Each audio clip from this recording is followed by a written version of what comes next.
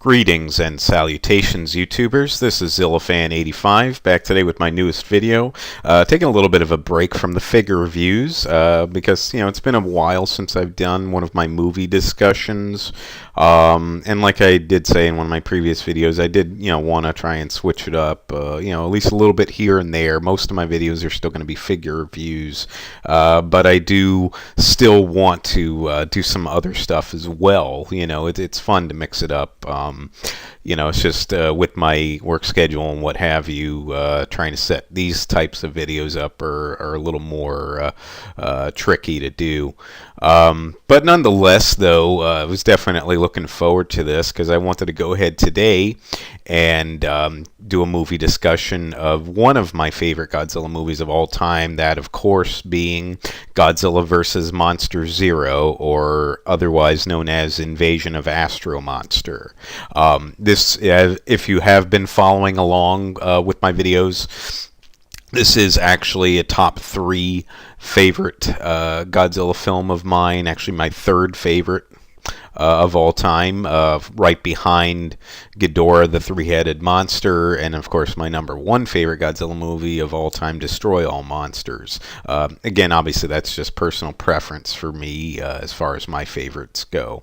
But again, though, obviously this is one of my favorites, so it's right up there. I really love the plot. It is kind of zany with the whole alien plot, etc., etc. But it's just an awesome movie, and in my opinion, and one that I've always loved ever since I first saw it as a kid. There will be spoilers, so anyone who's really not familiar with the film and what have you, just be forewarned, because like I said, I will be discussing things within the movie. My usual process is I just kind of go through like what the movie entails, and then of course add a bit in as to what things that I really love about it, of course. So so starting it off, like I said, it does involve an alien plot, and I definitely love that. It kind of started a cycle of alien schemes against the Earth in the Godzilla films. But I always enjoyed those, though, because it really showed like a serious threat when you had aliens wanting to conquer the Earth or what have you. And they're all kind of unique, though, in my opinion, the way that they're done. And this one, though, is probably, one of, if not the best of the alien plots, if you will. It's got a good cast. It's got basically your main, your main Toho big four behind the scenes. As far as director Ishiro Honda. If special effects director Eiji Tsuburaya, got, of course, Haruo Nakajima playing Godzilla. I mean, it's got so much going for it here. And of course, producer Tomoyuki Tanaka. So it's got your main 4 from Toho behind the project, as well as some good actors who are well noted in the Godzilla franchise in this film as well. So that's got obviously a strong force behind it. I know that the budget for Godzilla vs. Monster Zero was lessened from Ghidorah, the three-headed monster, because originally Mothra was gated to appear in the film. However, due to budgetary reasons, she had to be cut from it. So now you've got 3 of the 4 kaiju from the previous film, Godzilla, Rodan, and King Ghidorah, appearing in this. So, like I said, minus out Mothra, and they did have to start recycling some footage from previous films in this, so a bit of stock footage used, again, because of budgetary reasons. The stock footage, though, I mean, some people, didn't quite acquire a taste for it, I guess you could say. To me, though, it never really bothered me that much. I just always loved the movie, and really didn't care. It's how I usually am with the stock footage. So it's not really something that ever truly bothered me, to any real degree, anyway. So with that, though, we'll go ahead and jump into what this movie entails, essentially.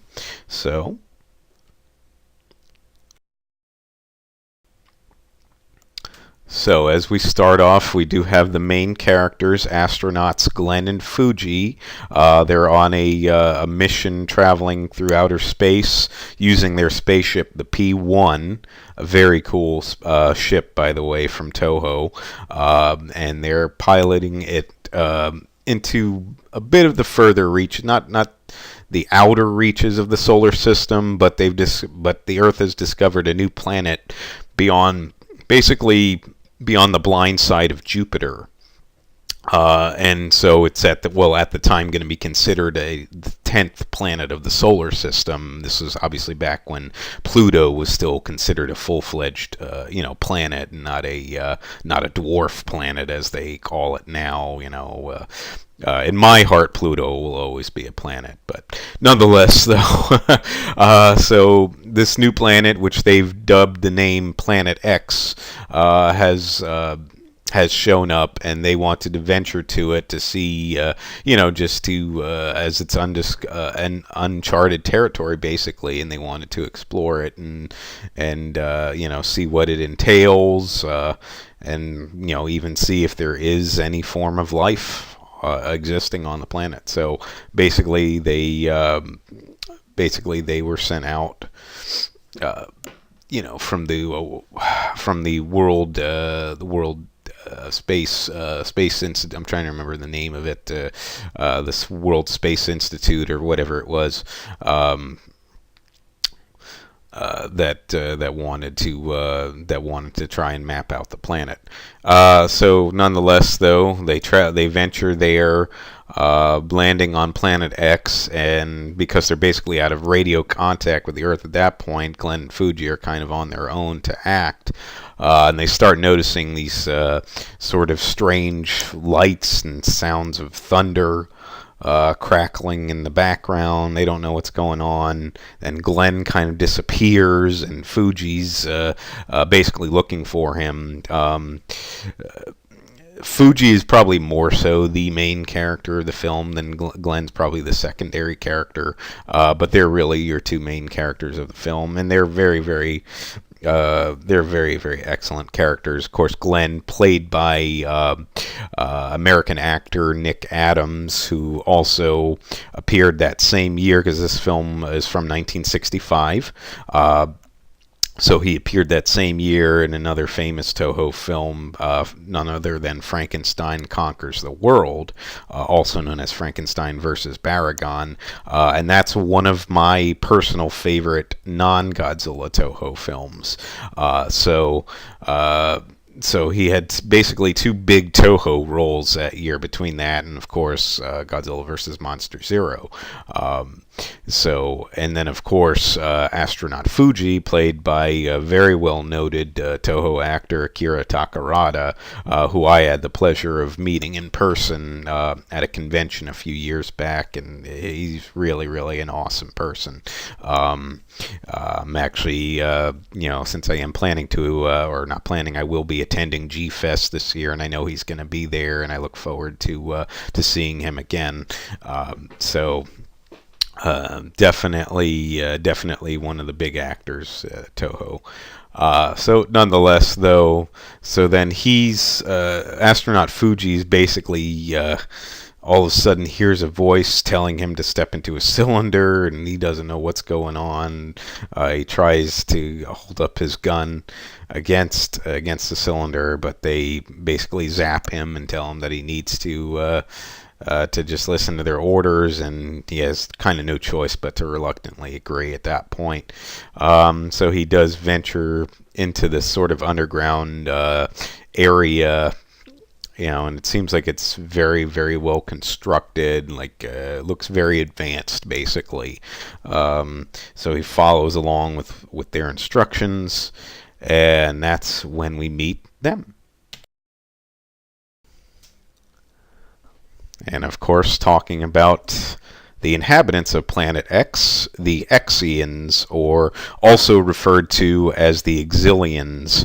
But the Exilian name more so comes from Godzilla Final Wars, because they're essentially the same beings as these. So you can really use either term, but more so in this film, they're referred to as. They're not usually referred to as it, but they're more noted as being called Exians. However, though, they're brought to this underground area, and that's when they meet the leader of the Exians, none other than the controller, who obviously is there in that gold chair, and of course surrounded basically by a slew of his men, which he usually is at all times.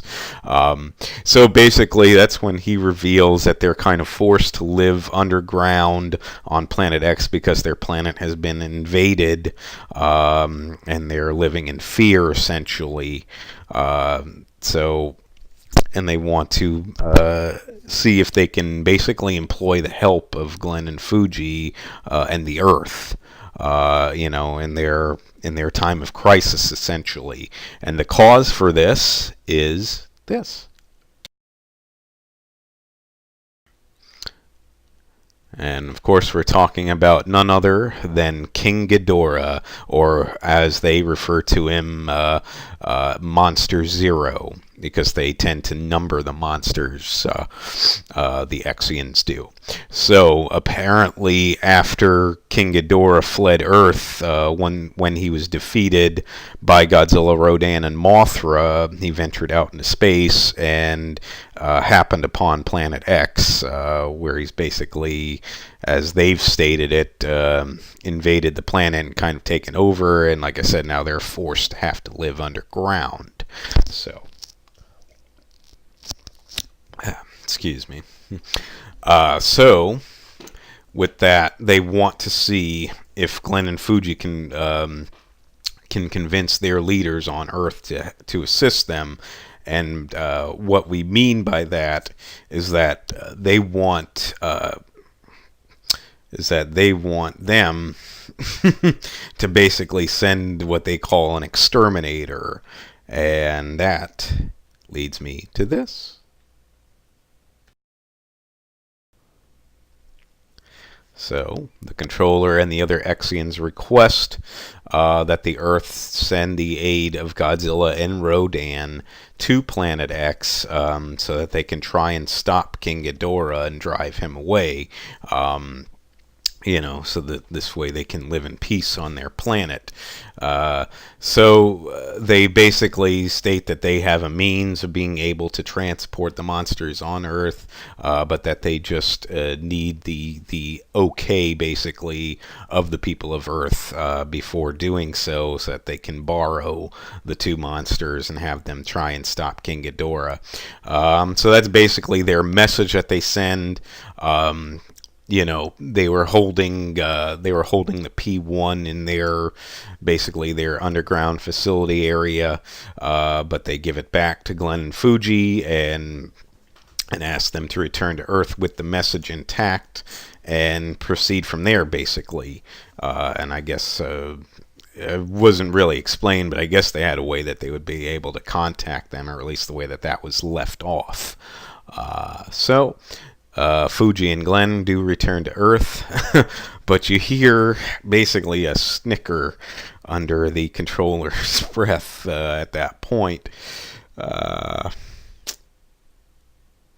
So you never know what exactly is really, it's really on his mind at that point.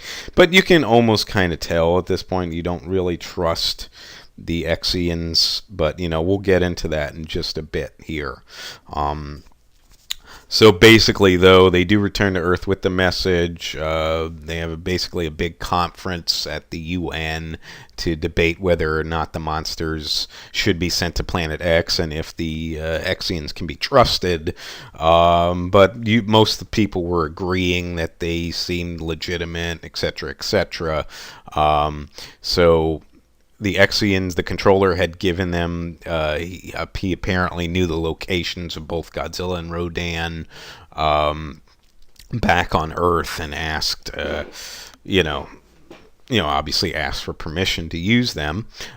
So the military basically scours the areas where supposedly both kaiju are and do find traces of them, with the Geiger counters, etc., etc. Godzilla in a lake, Rodan in a mountainside. But then the Exians themselves just basically show up on Earth, and or essentially they were there beforehand, before anybody really knew, so the people of Earth were a little taken aback by it, but the controller just tries to smooth things over, apologizing, this and that, but that, because their matter is urgent, that they really need to get the ball rolling, basically, to try and defeat King Ghidorah. So basically the Earth just kind of reluctantly agrees at this point, and that's when the Exians showcase their ability with their spaceships to transport beings which they claim basically of any size or dimension can be easily transported, and that's what I kind of have showcased here as they've carried both Godzilla and Rodan in these sort of bubble-like substances, which they can transport through time and space, or through space anyway, and brought them to Planet X. Their spaceships travel at a tremendous speed. I think they said 1/10 the speed of light. So it's pretty cool. So nonetheless, though, that brings us to this.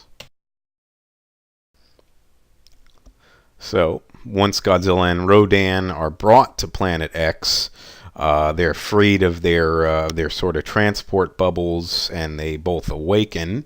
And right at that time is when King Ghidorah kind of shows up in the area, and Godzilla and Rodan, of course, team up and do battle with him. A pretty cool little battle sequence on Planet X. I definitely did enjoy this scene, because one thing to note, even though I love the movie, the monster appearances are a bit limited in the film, but what you do get is certainly worthwhile. Every time you see them on the screen. So this was certainly a cool little battle. Like I said, Godzilla and Rodan do manage to overpower King Ghidorah and drive him off, which the controller of Planet X says was considered a victory.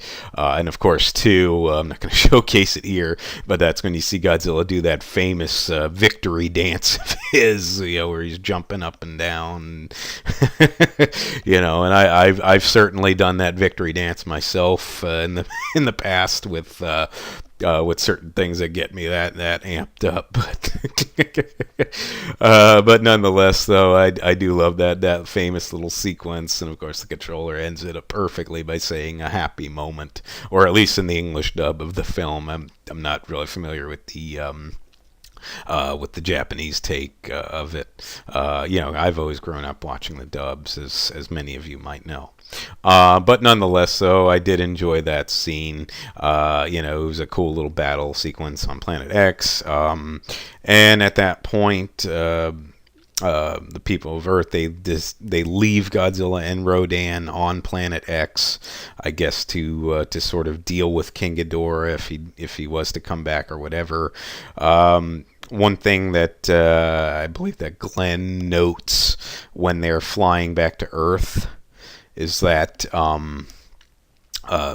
because they were transported there on the Exian spaceship, but then the Exians created a duplicate of the P-1, which the controller says is even better than the original, apparently.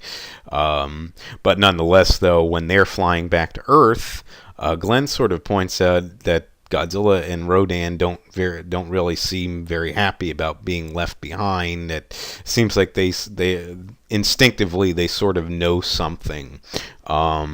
But Fuji basically dismisses it, and they return to Earth at that point with a message, because in exchange for the Earthlings' aid, the Exians give them a recording of the ingredients needed for a miracle drug, which they say can cure all disease. So obviously, a good selling point, for the people of Earth to cooperate in this matter, of course.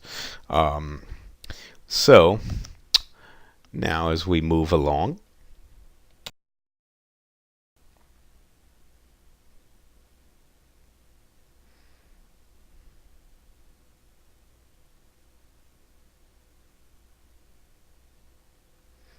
Okay, I just wanted to go ahead and showcase some of the other major characters in the film, because basically so far I've been following along with Fuji and Glenn, and of course the Exians, but there are some other major characters in the film, of course starting with Tetsuo Terry, played by Akira Kubo, who is very famously known for his role as Captain Yamabe in Destroy All Monsters, who in my opinion was a total badass in that film. I really loved Captain Yamabe. But in this film, he plays sort of like a nerdy kind of guy, as you can kind of see the way that they make him look. He's an inventor, and he's come up with this new invention, this sort of alarm device. Which emits like a very annoying sound, I have to say. But nonetheless, though, he believed that he, was going to be able to sell it and make a big profit off of it. And this is very important to note, because Terry and his device play a major role in the film, and of course the outcome of the film. So going along with that, and the other character, as you can see, Miss Namikawa, who plays a business woman, a representative of the company World Education Corporation, who they have plans to buy Terry's device. To market it, I guess, as they're saying, as like a children's toy or whatever. But nonetheless, though, Terry just excited to have struck a deal, because he's kind of a struggling inventor, not making a lot of money, etc., etc. But they drew up a contract and what have you, and everything was agreed upon. Namikawa also obviously playing a pretty pivotal role in the film as well. And you're always kind of wondering from the beginning, she seems like a woman with ulterior motives, if you will. It turns out that she's involved with astronaut Glenn, and of course that relationship certainly plays an essential role as well. It'll all come together, of course. And then, of course, a couple other major characters. Haruno Fuji, who's actually astronaut Fuji's younger sister, and she's actually involved with Tetsuo Terry. So you're kind of seeing the sort of meeting of worlds here, obviously. Fuji himself, he's not too thrilled with Terry, obviously because of the fact that he's a struggling inventor, etc., etc. Doesn't believe that he would be a good provider for his sister. And whatnot, but Haruno's still pretty much in love with Terry, and not going to listen to her brother, and is backing Terry all the way. But Terry is concerned with trying to impress astronaut Fuji, because he does want his approval. So you can kind of see the meshing here. And then, of course, the other major character, Dr. Sakurai, played by Jun Tazaki, who usually is in a sort of either scientist or military leader role, and, of course, playing a scientist here. He's basically the head of that space institute, that Glenn and Fuji work for. So he's essentially their boss, if you will. And the three of them work together, especially in regards to this whole thing going on with the people from Planet X and whatnot. He ventures to Planet X when they go back with the monsters. So he's with Glenn and Fuji there. So, but certainly, definitely an important character in the film as well. So, like I said, I did kind of want to note these other characters here, and then we'll go ahead now and continue on. So, this brings us to this. Now, back on Earth with that tape for the miracle drug, as the Exians called it. Once the Earthlings play the tape, though, it's actually basically a declaration of war against the Earth from Planet X, where they're going to give the Earthlings a certain amount of time to comply and agree to become basically a colony of Planet X and be governed by the Exians, or if they disagree, then they'll be destroyed. And the Exians' main weapons, if you will, for implementing this is that they've actually revealed that they have a mind control device and have taken control over both Godzilla and Rodan, and they also have control over King Ghidorah, who up till this point you thought that he was kind of acting on his own, but it was pretty much revealed that King Ghidorah was one of the Exians' pawns all the time. So once King Ghidorah reached Planet X, they took control over him to use him in their scheme here. So now the Exians have control over all three of these monsters and give the Earthlings a certain amount of time to comply. They reveal that they're controlling the monsters through basically through like radio waves, or these frequency waves, whatever. So nonetheless, though, or not radio waves, but magnetic waves, I meant to say. I'm sorry about that. But they reveal that, and I guess they don't really think much of revealing that. So the Earthlings then are kind of left where now they've got to try to think of something in order to fight back. And that's when they kind of get to work. Fuji, since they did mention the magnetic waves, though, this kind of gave Fuji and Dr. Sakurai an idea, and they come up with what they call the A-cycle light wave, which can cut off magnetic wave frequencies. Fuji's saying that the only issue with that is the fact that they don't know the intensity or the frequency of the waves that they're using. So so Dr. Sakurai basically says, well, concentrate on the upper and lower limits of the waves, and then they're kind of left with just hoping that those magnetic waves won't fall out of man's known frequency, frequency levels at this point. So, it's kind of an elaborate little plot going on here. The Exians, after waiting, they notice like some sort of, because a lot of their actions are governed by computers, or basically all their actions are. So once they notice sort of these sort of dot patterns that they have with their computers, they notice some sort of these sort, not really glitches, but sort of irregular patterns. So the controller decides that he's not going to wait the full amount of time that he gave them, and decides to start the attack a few hours early. So he unleashes Godzilla and Rodan, and eventually King Ghidorah joins in on the attack against the Earth. As you can see, the city destruction going on. The Exians also join in with their spaceships in attacking as well. So it's basically a full-fledged attack at this point. And that's, of course, while Fuji and Dr. Sakurai are working on the A-cycle light wave.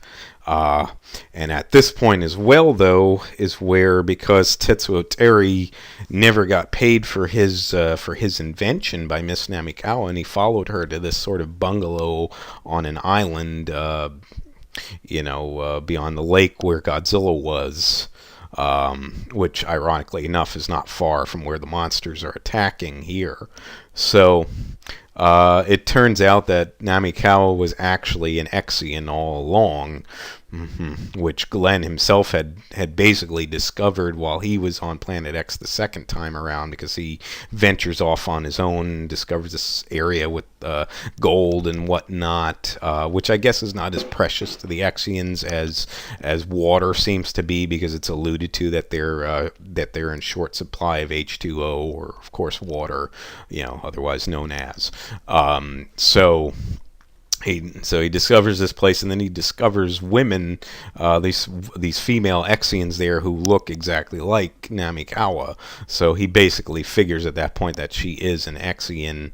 And then when he goes to her office, also in that bungalow, I should say, that's when he sees her in the Exian, that Exian suit, that uniform that they wear, and obviously confirming for sure that his suspicions were correct, that she's an Exian. But she states that she does love him, and she's willing to go against the controller and the others to be with him. But of course, the commander on Earth of the Exians, discovers this, and he puts a stop to her, but not before she slips a little note in Glenn's pocket. But then she's basically eliminated by this sort of ray gun that they have. So which kind of sucks. Not really an enjoyable scene, but nonetheless, he's thrown into this sort of prison cell where Tetsuo Terry is. And then they read Namikawa's note, which says that the Exians can be stopped by a certain simple sound. And if so facto, obviously that's where it turns out that Terry's device, that little alarm that he invented, is exactly what she was talking about, and I guess that's why they were so interested in it, because of the fact that basically can debilitate the Exians altogether, that sound. So they try it out, and the guards who were in charge of their cell basically become completely crippled, where they can't do anything, and this of course allows Glenn and Terry to escape from the cell. They escape from the island, get back and meet up with Dr. Sakurai, Haruno, and of course Fuji himself, and tell them about Terry's device. So now you can kind of see how everything's meshing together. They decide to send out a major radio frequency of the sound from Terry's device, which they do. They broadcast it basically worldwide. And at that point, it does basically completely debilitate the Exians, and it stops. And at the same time that Fuji and Sakurai unleashed their A-cycle light wave, and that does actually cut off the connection, the mind control connection to the kaiju, who basically fall down and were knocked out after their frequency control was cut off.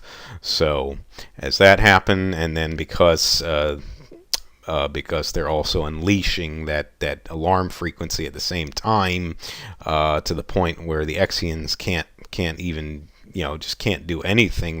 Their ships are completely out of control, and the controller decides, well, and we're just gonna commit suicide, and the Exian spaceships that were on the Earth all basically detonated, and the Exians were done for at that point. So that pretty much brought an end to them, and of course their control over the monsters was gone, which now brings us to this. So, with the Exian threat eliminated, and the monster's free of their control. They all three awaken right around the same time. I think Godzilla gets up first. And then he and Rodan, of course, see King Ghidorah, and the two of them team up to take on King Ghidorah and do battle with him in a pretty cool little battle scene here. Not very long, but definitely enjoyable. You see Godzilla doing some sort of boxing moves against King Ghidorah. Rodan, grabbing a hold of his tail and doing his thing. So it's a pretty cool brief, it's a kind of brief battle, but it's a pretty cool one nonetheless. Definitely sort of the highlight of the film, the climax here at the end. And once again, Godzilla and Rodan pretty much managed to overpower King Ghidorah. Rodan grabs a hold of Godzilla, and together they fly into King Ghidorah, and the three of them tumble over a cliff into the sea. And at that point, shortly after, you see King Ghidorah emerge from the ocean and fly off back into outer space, retreating once again. You don't see Godzilla and Rodan reappear, but when they were discussing it, and Haruno is asking Tetsuo about it, he basically says, well, Godzilla and Rodan are too tough, and there's nothing to worry about, that they're fine. So, and then, basically the film concludes at that point. And that pretty much wraps it up for Godzilla vs. Monster Zero, aka Invasion of Astro Monster. Like I said, I love the alien threat. It was always something that I enjoyed from the Godzilla films, and the Exians from Planet X are definitely among the best of the alien threats, I guess you could say. The Keylocks from Destroy All Monsters certainly right up there as well. But I love the suits that the Exians wear with those visors and everything. So this is where that alien plot to take over the Earth, started in the Godzilla films. So definitely something to note here. Definitely one of the highly regarded Godzilla films. I know it is a fan favorite for a lot of people. Like I said, it's one of my favorites. It's like I said, my third favorite Godzilla movie of all time. I don't ever see that changing. So definitely one that I love. So with that, though, folks. So that pretty much does conclude this one. Pretty much brings us to the end. I know I tend to go on a bit, but like I said, this is just kind of how I like to do it. I kind of just like to discuss the movie as well as why I like it so much. Like I said, I think it had a very strong cast. You had that big four behind the scenes of Toho. Doing their thing, obviously, like I said, and you're always in for a treat when they do all team up to work on any of the Toho films. So, like I said, definitely one of my favorite Godzilla movies of all time. This was one of the earlier Godzilla films as well that I saw as a kid. One of the ones that was from TNT's Monster Vision back in the day when they did the Godzilla Bash, which is my true introduction to Godzilla. And pretty much I never looked back since. So, but with that though, that does pretty much wrap up this video. I would like to thank you so much for watching. If you would like to subscribe, please feel free to do so. If you would like to like and or comment on any of my videos, please feel free to do so as well. And just remember, until next time, ladies and gentlemen, you be good to yourselves, and sayonara.